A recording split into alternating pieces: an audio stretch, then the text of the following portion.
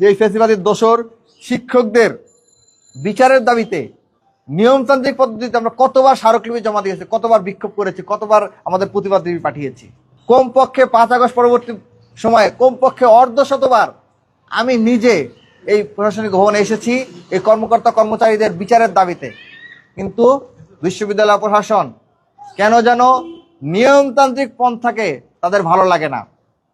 আমরা আজকে সুস্পষ্টভাবে জানিয়েছি, গোলাম রব্বানীর বিরুদ্ধে যদি আগামীকালকের মধ্যে ব্যবস্থা গ্রহণ করা না হয়, তার বিরুদ্ধে যদি আগামীকালের মধ্যে পদক্ষেপ গ্রহণ করা না হয়, তাহলে পরবর্তীতে যে পরিস্থিতি উদ্ভূত হবে সেই পরিস্থিতির দায় সম্পূর্ণভাবে বিশ্ববিদ্যালয় প্রশাসনকেই বহন করতে হবে। আমরা চাই না আইন হাতে তুলে নিতে। আমরা আশা রাখবো বিশ্ববিদ্যালয় প্রশাসন আমাদেরকে আইন হাতে তুলে নিতে বাধ্য করবে না। আমরা আশা রাখবো বিশ্ববিদ্যালয় প্রশাসন আইনের প্রতি সদয় হবে এবং আইন অনুযায়ী তাদের বিরুদ্ধে ব্যবস্থা গ্রহণ করবে।